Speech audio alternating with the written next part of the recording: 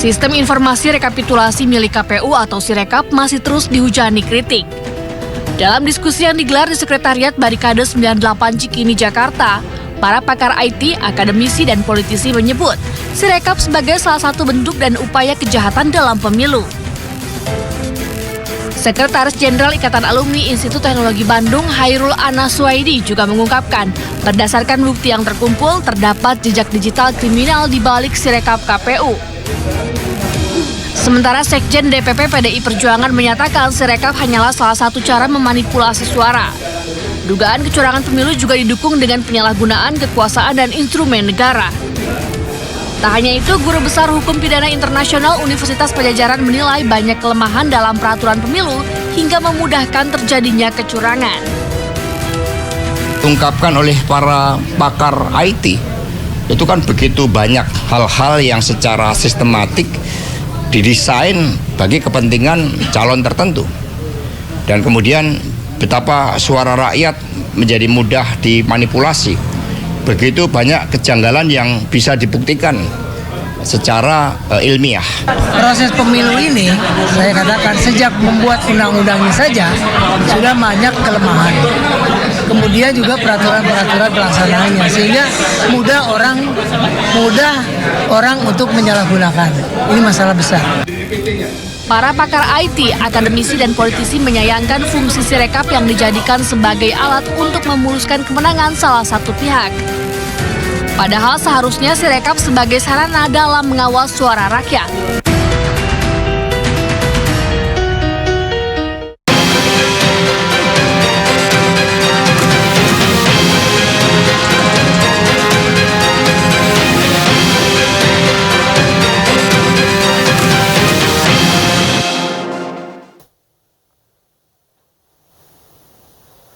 Pemirsa, penyelenggaraan pemilu 2024 banyak diselimuti dugaan kecurangan, mulai dari aplikasi Sirekap hingga dugaan pengkondisian sebelum masa pencoblosan.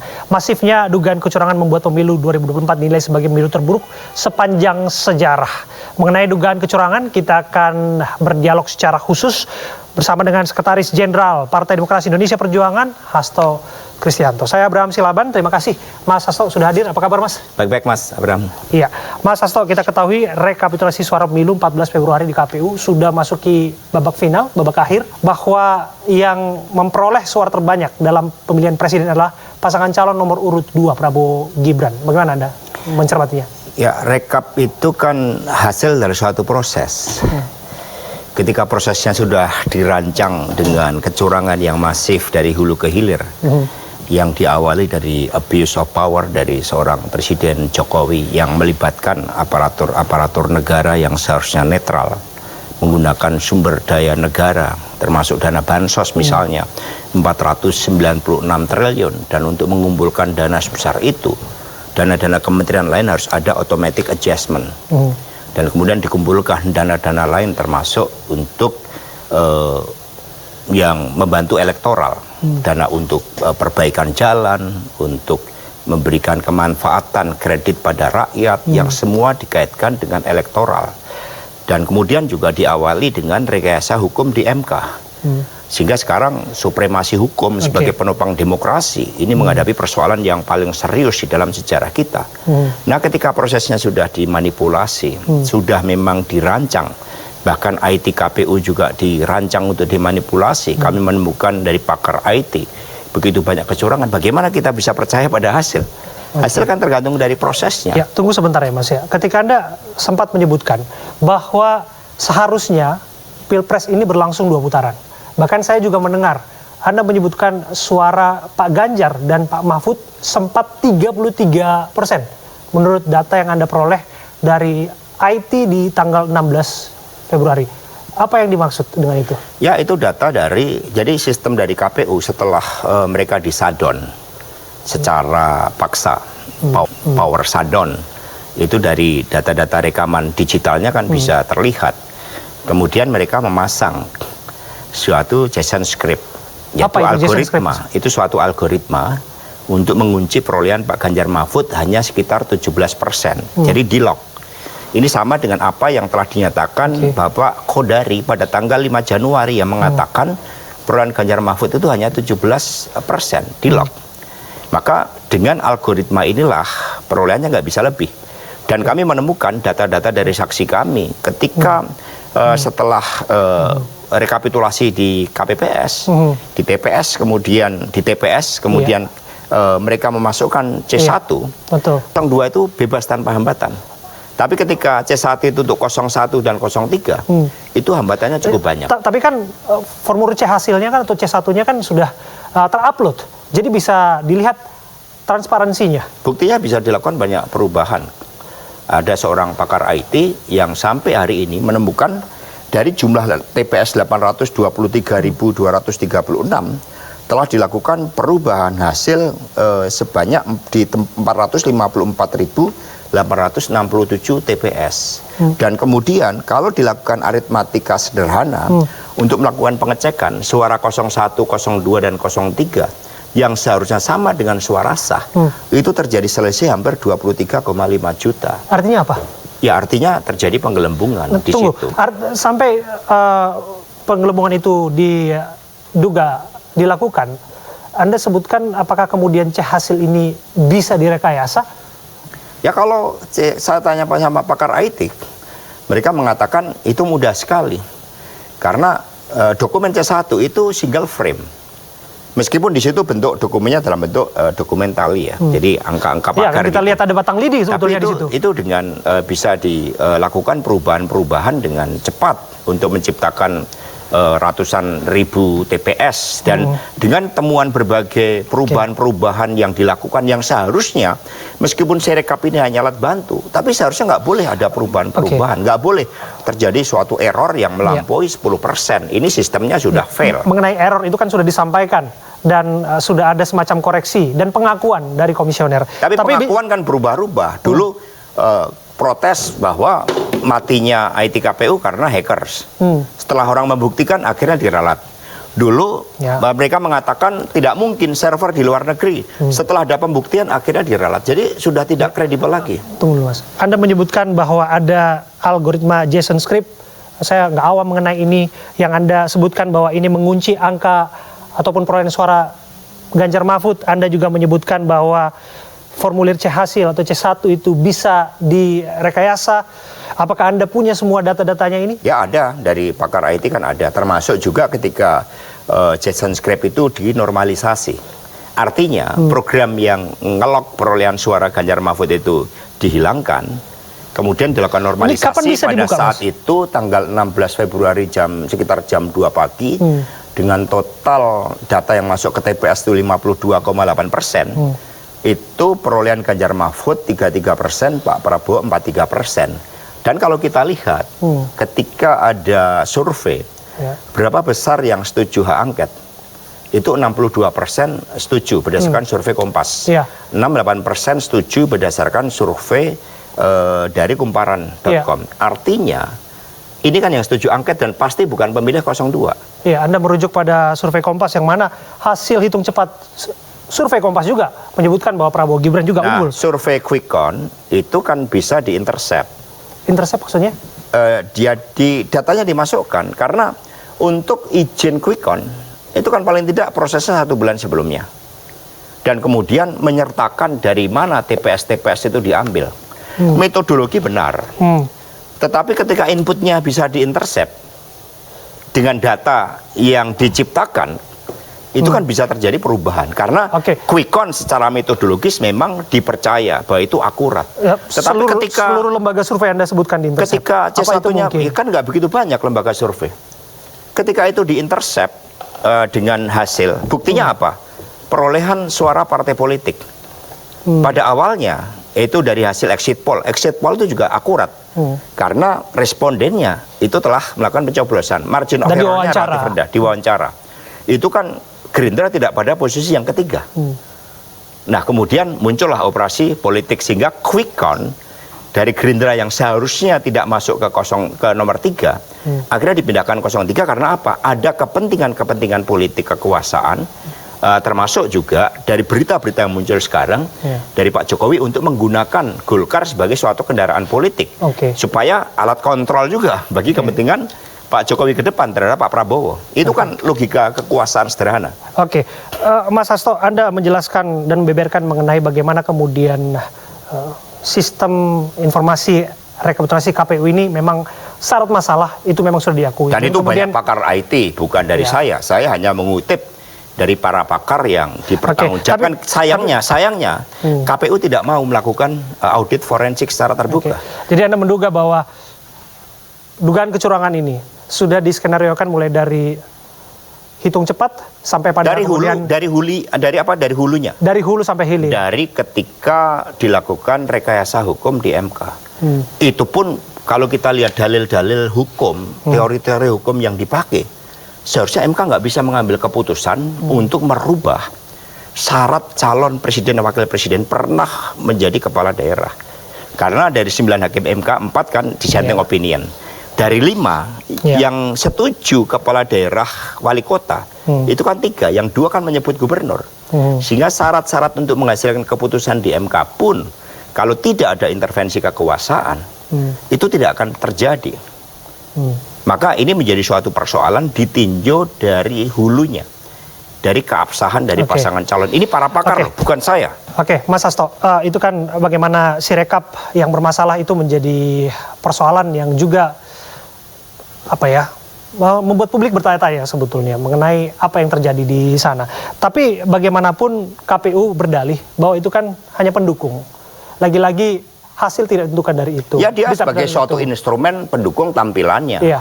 Tetapi di dalam otak yang dirancang di dalamnya, itu kan yang dipakai. Oke. Kalau kita kembali lagi, rujukan rekapitulasi berjenjang dari tingkat kecamatan, kabupaten, sampai provinsi yang sudah hampir rampung ini. Dan kita berkaca pada hasilnya, yang mana ada 34 provinsi, ya, tidak yang mana percaya 32 provinsi hasilnya adalah sudah tidak bisa dipercaya lagi, dan itu yang paling bertanggung jawab adalah Pak Jokowi. Anies Muhaimin, tentang satu provinsi pun hasilnya tidak bisa dimenangkan dipercaya oleh Pak Ganjar Mahfud. Anda tidak percaya? Hasilnya tidak percaya. Bagaimana mungkin seluruh daerah basis PDI Perjuangan?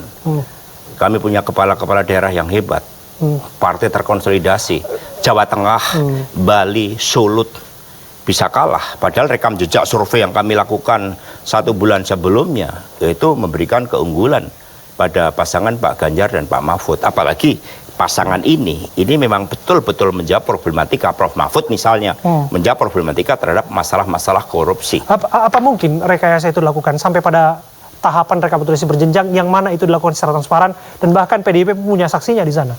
Ya, sangat mungkin. Saksi kami menolak dari saksi Ganjar Mahfud sejak dari bawah. Maka kita jangan dibawa suatu perdebatan hanya berbicara pada hasil. Kita berbicara pada proses. Ya, berbicara pada proses. Kita akan diajarkan di dalam pelajaran agama, pendidikan budi pekerti. Proses ini menentukan hasil.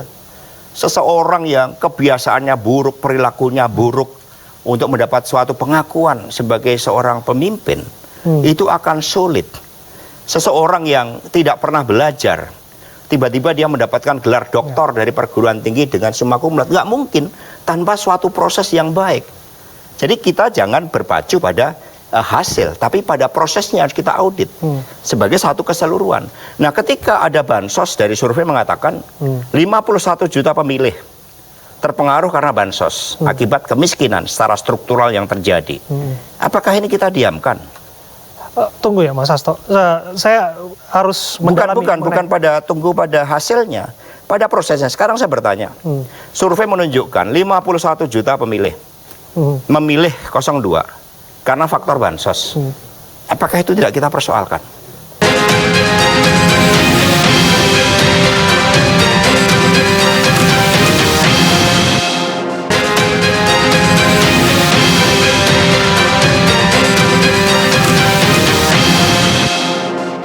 Anggaran atas pemilu dan prinsip penyelenggaraan pemilu semuanya dapat dikualifikasi dan dikategori sebagai election fraud. Dalam sidang perdana ini, kubu Anies Muhaimin sebagai pemohon menyinggung berbagai persoalan di pemilu 2024. Mereka menilai Pilpres 2024 telah berlangsung secara curang. Salah satu dugaan kecurangan yang disampaikan ialah penggunaan sumber daya kekuasaan untuk memenangkan salah satu paslon. Hasil perhitungan suara untuk 02 di atas diperoleh dengan cara yang melanggar azas pemilu dan prinsip penyelenggaraan pemilu bebas, jujur, dan adil.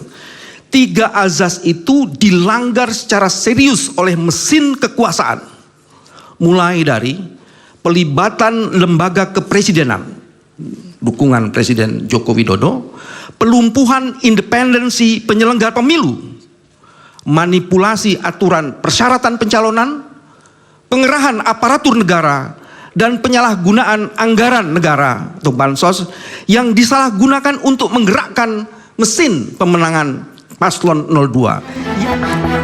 Anies Baswedan selaku prinsipal di persidangan membeberkan bahwa bangsa dan negara Indonesia telah menapaki berbagai persimpangan krusial yang dapat menentukan nasib dan arah bangsa. Indonesia di persimpangan jalan, dan pada Mahkamah Konstitusi kami titipkan kepercayaan untuk berani mengambil keputusan yang besar, benar, jujur, adil, demi arah Indonesia yang lebih baik, arah Indonesia yang berintegritas. Itu yang tadi kami sampaikan kepada Majelis Hakim Mahkamah Konstitusi. Selain itu, Anies juga meminta bangsa Indonesia memutuskan nasib demokrasi dengan memperkuat fondasi keadilan di Indonesia. Sekarang saya bertanya, survei menunjukkan 51 juta pemilih memilih 02 karena faktor bansos. Apakah itu tidak kita persoalkan? Bahwa itu sebagai suatu bentuk kebijakan terhadap pemerintah, itu dianggap sah-sah saja sebagai jejaring pengaman sosial misalnya. Ini elektoral, sampai PBB aja HAM mempertanyakan terkait dengan berbagai persoalan Anda itu. bisa membuktikan itu, bahwa ini ada kaitannya dengan elektoral? Bukan kami yang membuktikan, survei-survei yang independen, termasuk dari Kompas membuktikan 51 juta preferensi memilih ke 02 karena bansos. Lalu kami menemukan di sini ada 23 pakar IT ya, menemukan penggelembungan 23,5 juta. Ini hanya aritmatika sederhana, menghitung antara suara sah yang seharusnya sama dengan suara 01 plus 02 plus 03. Maka sebenarnya kalau KPU berpendapat bahwa Sirekap ini hanya sebagai alat bantu, kenapa mereka kemudian ketakutan tidak mau audit forensik? Lalu Bapak Ugraseno, mantan Wakapolri, mengusulkan sebaiknya Sirekap ini dipolis lain, karena ini kejahatan pidana umum ini, tidak terkait dengan pemilu. Tapi mengapa KPU tidak mau dilakukan audit forensik terhadap Sirekap kalau itu hanya sebagai suatu alat bantu? Artinya seluruh desain kecurangan hulu hilir memang terjadi, dimulai dari kebijakan. Itu juga menarik. Saya ingin tahu tanggapan Anda mengenai terungkapnya bahwa kerjasama KPU dengan Alibaba Cloud yang disebutkan servernya bisa jadi ada di 3 negara, di Prancis, di Tiongkok, ataupun di Singapura. Tanggapan Anda? Kalau dari para pakar IT, ketika sistem di KPU di shutdown pada tanggal 14 Februari jam 2 sampai jam 19.21, itu kan kemudian dipindahkan ke luar negeri agar tidak terlacak, maka diinstal suatu sistem untuk mengelabui kalau ada yang mau tracking. Itu kalau tidak salah namanya DDoS sama WAF. Ini untuk melacak, sistem untuk mencegah pelacakan. Dan KPU kan mula-mula menolak. Tetapi ketika bukti-bukti disampaikan, akhirnya kan baru diakui, belum lama. Pengakuan bahwa ternyata mereka menggunakan Alibaba, ini pelanggaran undang-undang, menyangkut rahasia negara. Belum kalau kita kaitkan dengan kepentingan geopolitik.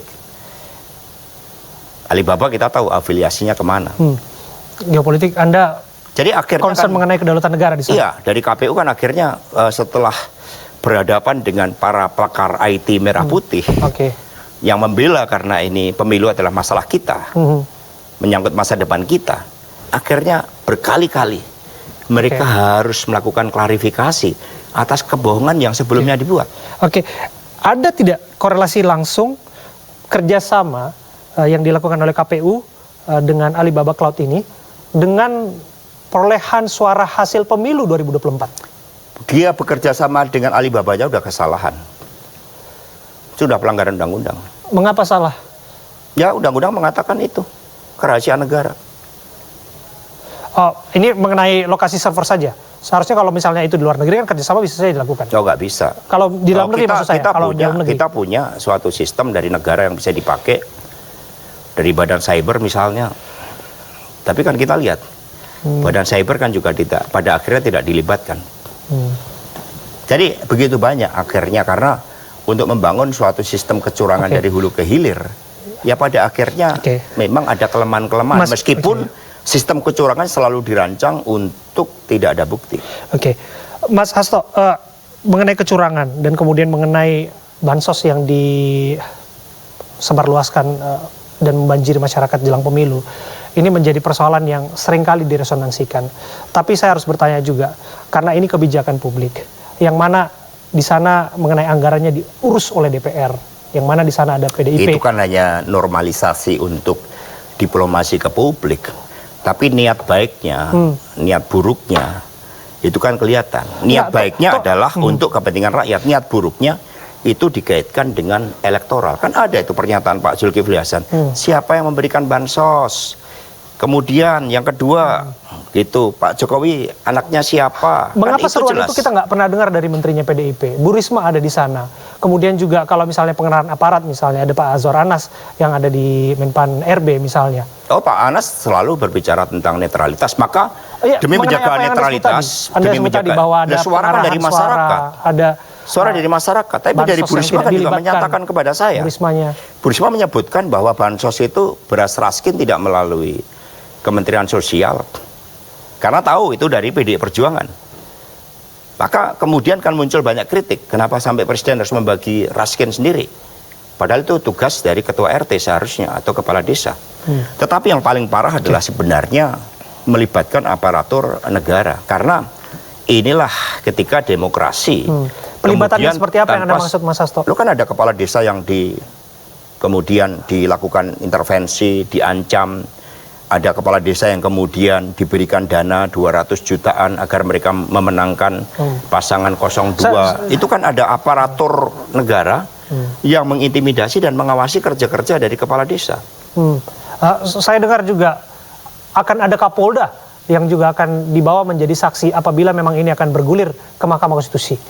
Kita lihat ya, Polri ini mekanisme kerjanya itu kan mekanistik. Nggak mungkin yang di bawah bekerja tanpa adanya instruksi. Kapolda mana yang dimaksud, Mas Hasto? Kalau kita lihat secara sistematis dulu lah, ini fakta yang ditemukan di lapangan. Pertama, kepala desa secara masif dilakukan intimidasi. Ini kan terjadi di seluruh Indonesia. Di Makassar, cara intimidasinya adalah masih mau tidur sama istrinya enggak. Kemudian kalau di Jawa, itu dananya diminta pertanggungjawaban. Apa urusannya? Proses audit saja belum berjalan, tiba-tiba kepolisian meminta kepala desa seperti di Jember, begitu banyak di Karanganyar, diundang untuk melaporkan penggunaan anggaran. Ini kan mereka di pressure dengan hukum. Anda masih mau masuk aman? Kalau enggak, kita proses ini, penyelidikan. Itu kan tekanan-tekanan yang terjadi, dan itu kan data-datanya begitu banyak bertebaran di media. Saya dengar juga Anda menyebutkan bahwa Anda sendiri menjadi target. Ya, kepala daerah dari PDI Perjuangan banyak. Jangankan saya. Daerah yang mana maksud Anda? Ya banyak, hampir seluruh kepala daerah. Jangankan saya sebagai sekjen, kepala daerah kami banyak diintimidasi. Saya sudah sebutkan berulang kali. Siapa saja contohnya? Hampir semuanya. Ya, hampir semuanya diintimidasi. Kita kok nggak mendengarkan mereka bersuara? Ada wawancara beberapa hari saya kemarin di SCTV, udah saya sebut nama-nama. Pak Koster Anda sebutkan? Cukup misalnya. Banyak, ya cukup banyak. Hampir semua kepala daerah diintimidasi. Modelnya adalah, pertama, kepala daerah diminta, udahlah, nggak usah ikut-ikutan pilpres, cukup memenangkan pemilu legislatif, kami tidak ganggu. Kepala daerah kami tetap bekerja. Lalu kemudian dikasih peringatan, tetap kerja. Lalu kepala dinasnya diundang oleh oknum-oknum kepolisian, diundang dicari kelemahan dari kepala daerah tersebut. Lalu ada kepala dinas yang punya titik-titik lemah misalnya. Nah kemudian ini disampaikan, dibuatlah pengaduan ke masyarakat, ya namanya Dumas. Dengan adanya Dumas ini lalu dipressure kepala daerah kami, masih mau kerjasama enggak? Ini ada pengaduan. Nah ini penggunaan instrumen negara yang Kerjasama netral. seperti apa yang dimaksud? Pertanyaannya adalah apakah mereka bekerja karena kesadaran? Pasti oleh instruksi. Inilah yang harus ditemukan. Maka kami menyatakan bahwa PDI Perjuangan ini sangat bangga dengan TNI dan Polri. Apalagi dengan sejarah dari TNI itu sendiri. Kami ingin membangun kekuatan TNI sebagai kekuatan pertahanan terkuat di belahan bumi selatan yang dicintai rakyat. Kami ingin membangun Polri karena sejarah Polri itu luar biasa juga. Zaman revolusi misalnya. Kalau tidak salah mereka betul-betul berjuang membela betul-betul bagi kemerdekaan Republik. Ada keteladanan di Museum Polri ditampilkan Jenderal Hugeng. Sehingga komitmen Polri ini kan seharusnya pada bangsa dan negara. Jangan direduksi komitmen pada merah putih ini kemudian pada orang per orang, apalagi pada keluarga yang ingin memperpanjang kekuasaan. Ini kan mereduksi dari Polri. Kami cinta pada Polri. Maka mari, kalau rekam jejak sejarah TNI dan Polri yang luar biasa, jangan dipersempit komitmennya dari bangsa dan negara hanya pada komitmen pada orang per orang.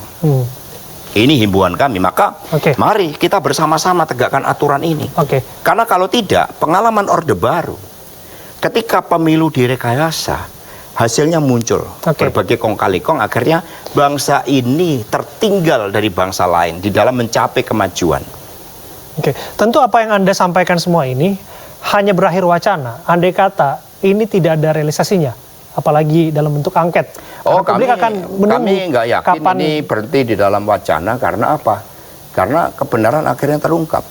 Kebenaran Pak Harto ketika melakukan berbagai macam manipulasi melalui pemilu, akhirnya kan hanya memupuk suatu mekanisme di dalam pemerintahan yang mengedepankan nepotisme, kolusi, dan korupsi. Akhirnya kan tercipta krisis. Saya ubah pertanyaannya, Mas Hasto. Betulkah kemudian PDIP nggak solid untuk dukung angket? Ada power issue di dalamnya? Ada pertaruhan pengaruh di dalam mendorong hak angket ini? Ya nggak benar. Kalau kita lihat, hak angket ini kan bukan hanya anggota DPR. Ini tergantung cara pandang kita terhadap pemilu.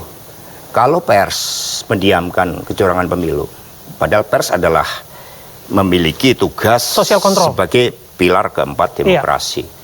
Kalau perguruan tinggi diam, jadi pemilu ini urusan siapa sih? Apakah urusan PDI? Bukan. Pemilu ini urusan kita, urusan bangsa dan negara, urusan bagaimana kita membangun cita-cita secara kolektif dengan menggali aspirasi rakyat. Kan ini pemilu. Bayangkan negara-negara yang otoriter, mana yang maju? Kita lihat Jerman ketika dipimpin oleh Hitler, Indonesia ketika dipimpin oleh Pak Harto, mana kemajuannya? Kita kalah sama Singapura yang tidak punya sumber daya alam sekaya kita. Kualitas manusia kita kalah sama Singapura. Sistem hukum kita kalah sama Singapura. Transparansi kita. Nah, ini yang harus kita pandang bahwa pemilu itu adalah suatu gawe kita bersama di dalam menata masa depan agar lahirlah pemimpin-pemimpin yang memiliki legitimasi kuat, pemimpin dengan rekam jejak yang bersih, pemimpin dengan komitmen ideologis terhadap rakyat, pemimpin untuk membangun masa depan kita agar anak-anak kita bisa memperoleh pendidikan yang hebat-hebat, agar para petani kita bisa berdaulat dalam menghasilkan pangan, agar rakyat miskin bisa membeli beras tanpa dikorupsi seperti saat ini, sehingga beras kita bisa lebih mahal dari Singapura yang tidak punya sawah. Ini diselesaikan melalui pemilu sebagai alat di dalam menghasilkan pemimpin-pemimpin yang memiliki rekam jejak yang baik, track record kepemimpinan yang baik. Lalu tiba-tiba pemilu diperlakukan seperti ini hanya karena ambisi kekuasaan. Masa kita diam? Maka hak angket bukan urusan PDI, ini urusan kita sebagai bangsa yang ingin menyelamatkan masa depan kita. Jadi jangan dibalik-balik logikanya. Sehingga ketika kami bergerak, ini karena pertimbangan suara rakyat itu. Maka harus dibangun suatu kesadaran. Memproses hak angket gampang, naskah akademinya udah selesai. Tetapi kesadaran bersama di dalam melihat pemilu, ini bukan urusan mencoblos. Pemilu ini bukan urusan hasil. Tapi pemilu ini cermin peningkatan peradaban kita sebagai bangsa. Apakah kita menghormati suara rakyat yang berdaulat? Atau kita memperlakukan rakyat hanya sebagai suatu barang yang mudah tertarik dengan bansos? Lalu kita melakukan berbagai manipulasi. Ini yang harus kita lihat. Sehingga ketika kesadaran ini bisa dibangun dengan baik, maka disitulah hak angket berbicara. Jadi kalau PDI solid, kepemimpinan kami solid.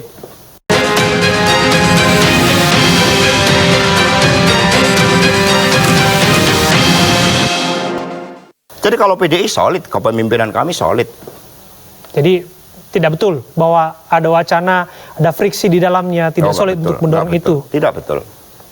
Kami partai yang terpimpin oleh ideologi.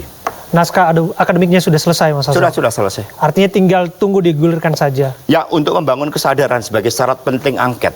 Kesadaran dalam menempatkan pemilu. Misalnya, angket nggak ada gunanya kalau semuanya melihat hasil. Udah selesai dengan hasil. Tapi kalau kita bersama-sama melihat, ada persoalan terkait dengan prosesnya. Lalu ada cara pandang yang sama terkait dengan pemilu. Apa sih gunanya pemilu bagi kita sebagai suatu bangsa? Nah, inilah yang harus kita lihat.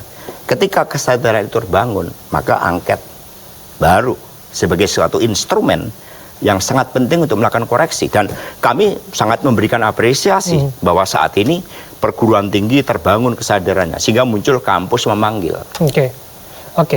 Paralel dengan ini kemudian ketika angket disebutkan tinggal tunggu waktunya akan digulirkan. Artinya prosesnya juga akan berbarengan dengan sengketa hasil pemilu yang akan kita lakukan diajukan kalkulasi di Mahkamah Konstitusi. Kita lakukan kalkulasi politik.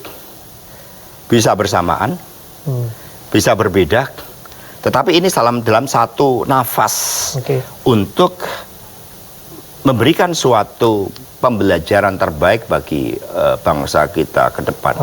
Bahwa masalah pemilu adalah masalah masa depan kita. Karena kalau tidak ada proses koreksi, nanti banyak orang yang mengatakan pilkada nggak ada gunanya. Kalau pemilu saja bisa diatur, kalau perubahan undang-undang di Mahkamah Konstitusi aja bisa diatur, masa hasil pemilu nggak bisa diatur dengan campur tangan kekuasaan? Dan Anda yakin bahwa itu semua akan bisa dibuktikan di Mahkamah Konstitusi, sekalipun itu tidak mudah buktikan suatu yang disebutkan terstruktur, sistematis, dan masif, bahkan disebutkan dari hulu ke hilir? Ya maaf lah, kalau Mas mau mencuri sesuatu, emangnya di situ Mas akan merancang adanya barang bukti di dalam mencuri sesuatu itu. Sehingga ketika mau dirancang sistem yang manipulatif, pihak perancang ini dalam desainnya untuk tidak ada barang bukti. Tetapi karena ini berkaitan dengan masyarakat, berkaitan dengan masa depan, akhirnya kan begitu banyak orang yang punya keberanian mengatasi rasa takut, termasuk para pakar IT, yang demi tanggung jawabnya bagi rakyat, bangsa dan negara, mereka mengungkapkan kebenaran. Kami meyakini bahwa meskipun sistem ini dirancang tanpa bukti, tetapi sekarang orang yang tergerakkan untuk mencari titik lemah dari desain kecurangan hulu hilir ini semakin besar.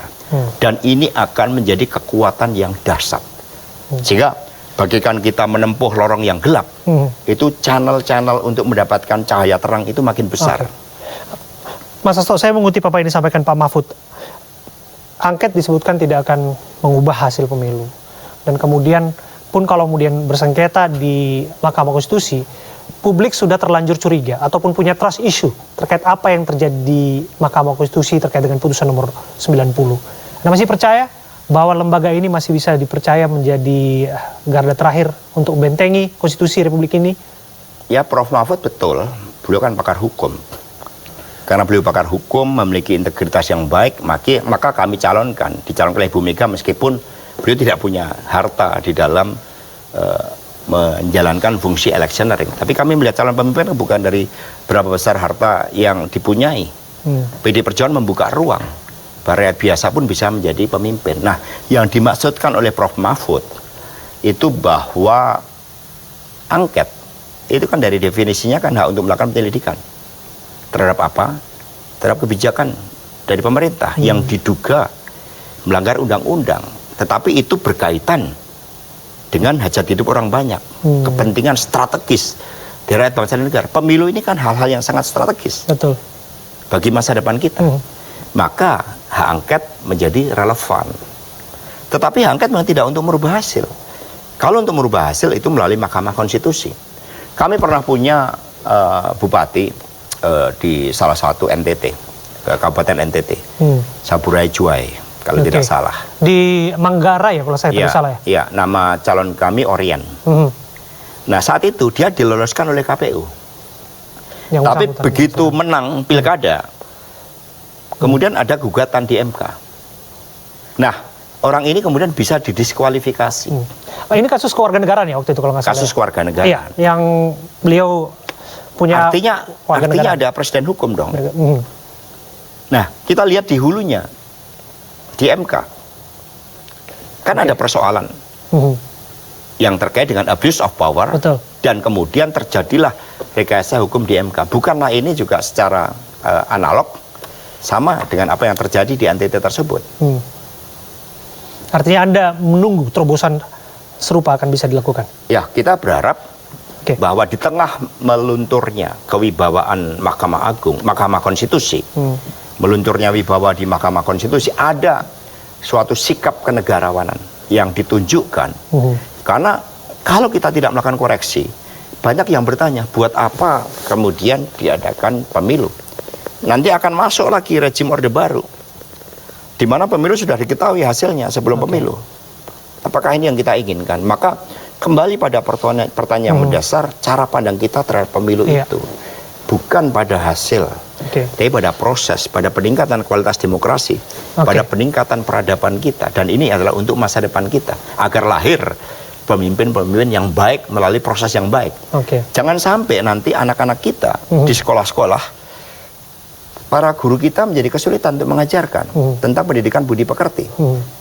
Karena terbukti bahwa yang melakukan manipulasi itulah yang akhirnya bisa eksis. Mas Hasto, saya senang berdiskusi dengan Mas Hasto dan berkali-kali saya lihat Mas Hasto juga hadir dalam diskusi publik ya, dan menyampaikan berbagai argumentasi dan statement mengenai isu politik kekinian. Tapi publik juga menanti orang nomor satu di PDI Perjuangan untuk bicara mengenai ini. Ketua Umum PDI Perjuangan, Megawati Soekarno Putri. Apa yang ditunggu? Ya kalau Ibu Mega ini kan rakyat sudah tahu perjuangan beliau. Jauh ketika rejim Orde Baru masih bercokol, Ibu Mega sudah menunjukkan kepemimpinannya di dalam melawan rejim yang otoriter. Masa sekian lama tidak muncul orang-orang baru yang kemudian menunjukkan suatu tanggung jawab dan keberanian nuraninya bagi masa depan. Lalu semua mau berlindung agar ini semua dipimpin oleh Ibu Megawati Soekarno Putri. Kan Ibu Mega sudah bersikap. Persoalannya kan sama. Ketika dulu PDI kantornya diserang, tidak boleh ikut pemilu, hasil pemilu dicurangin. Kuda tuli ya? Melalui kuda tuli. Ya, kemudian akhirnya PDI dan P3 hanya menjadi suatu instrumen dalam demokrasi. Saat itu begitu banyak kasus-kasus rakyat dibunuh atas nama stabilitas politik oleh aparatur negara. Masa itu semua tidak menyadarkan kita? Kemarin saya sampai tunjukkan hasil pemilu di dalam penelitian seorang peneliti dari Australia tentang kecurangan sistematik pada tahun 71, yang kemudian karena kekuatan untuk melakukan koreksi itu dikalahkan, maka menjadi basis bagi 27 tahun kekuasaan Orde Baru. Nah, saya kan sebagai sekjen kan juga menyampaikan suatu sikap-sikap bagaimana pandangan PDI Perjuangan terhadap pemilu. Nah, sehingga itulah yang terjadi. Jadi apa yang disampaikan oleh Mas Hasto, singkat kata Anda ingin menyampaikan, itulah suara batin dari Bu Mega hari ini? Ada suara kebatinan dari Ibu Mega, tapi juga sebagai warga negara yang punya hati nurani, punya tanggung jawab bagi masa depan. Ada juga, apalagi sebenarnya intensitas saya dengan Pak Jokowi kan sangat dalam. Sejak awal ya, beliau ketika mau dicalonkan sebagai calon gubernur di DKI, sehingga ketika kami melihat beliau sudah berubah karena kekuasaan, ya ada tanggung jawab saya pribadi dong untuk menyampaikan.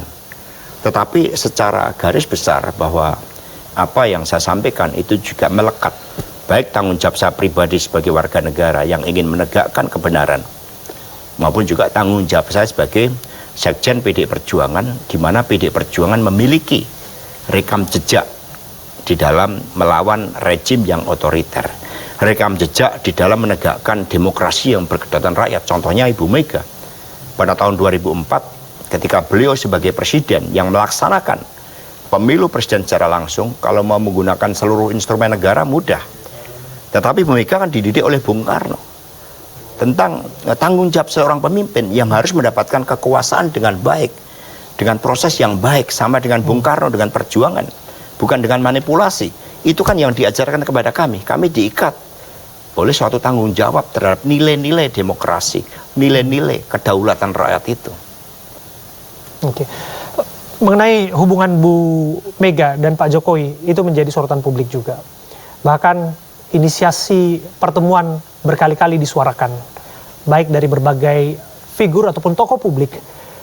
Apa mungkin, Mas Hasto, atau jangan-jangan masih ada upaya percakapan ataupun siapapun yang berupaya untuk menginisiasi pertemuan antara Pak Jokowi dan Bu Mega? Ya, Pak Jokowi udah berubah.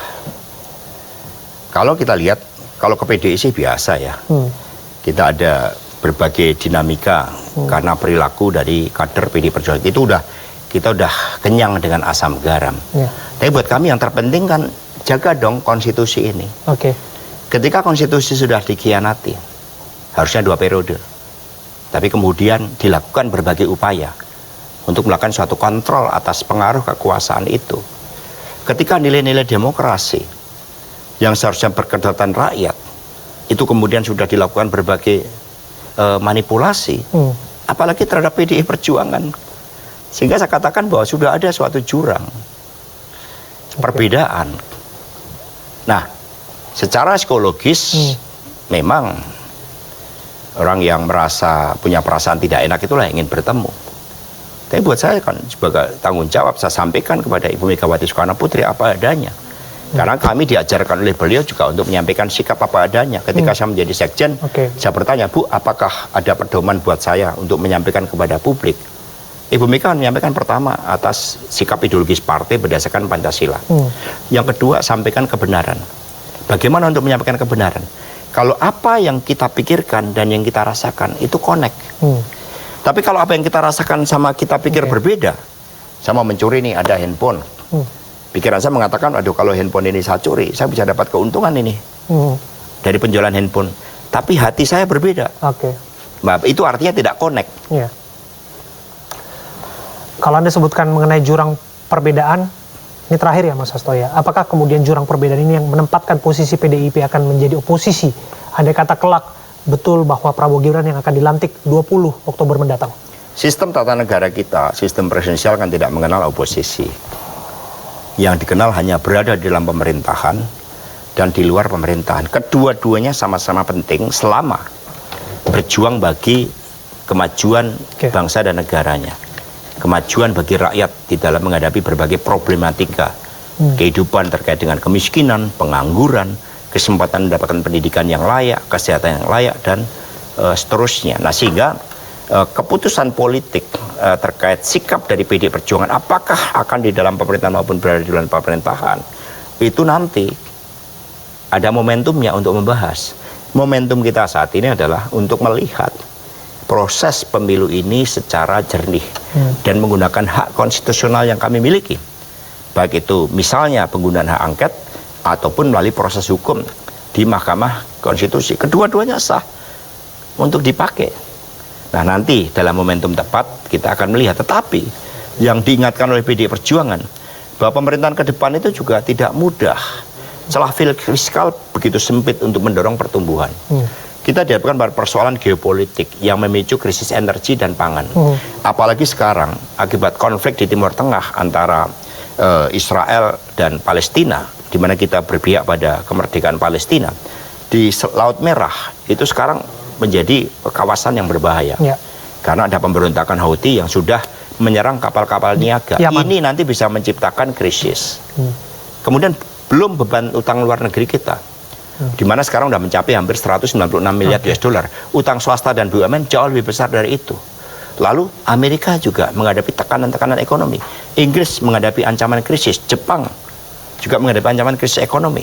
Di Amerika juga terjadi krisis terkait dengan leadership dari mereka di dalam pemilu yang ternyata juga terjadi penurunan kualitas demokrasi. Tetapi penurunan kualitas demokrasi Indonesia adalah paling parah karena pada saat awal kita menempuh reformasi dibandingkan sekarang ini jauh lebih buruk. Nah, sehingga ini tantangan-tantangan yang dihadapi, belum kenaikan harga kebutuhan pokok rakyat. Kemiskinan yang semakin tinggi akibat dampak pandemi yang belum selesai. Sekarang dihadapkan pada inflasi akibat kenaikan harga kebutuhan pokok rakyat. Apakah kita tidak kasihan melihat penderitaan rakyat seperti ini? Maka PDI Perjuangan melakukan kalkulasi secara matang atas sikap politiknya. Yang penting komitmen kami adalah pada kemajuan bangsa dan negara. Terima kasih sekali lagi Mas Sama-sama. Hasto Kristianto, Sekretaris Jenderal Partai Demokrasi Indonesia Perjuangan, sudah menyampaikan berbagai statement kepada kami mengenai isu politik terkini, dan kita akan lihat bagaimana sikap PDI Perjuangan termasuk mengenai angket, termasuk bagaimana sengketa hasil pemilu yang nanti akan digulirkan di Mahkamah Konstitusi. Terima kasih Mas Sama-sama. Hasto. Dan demikian wawancara saya Abraham Silaban pamit undur diri. Terima kasih. Sampai jumpa. Thank you. Kami coba.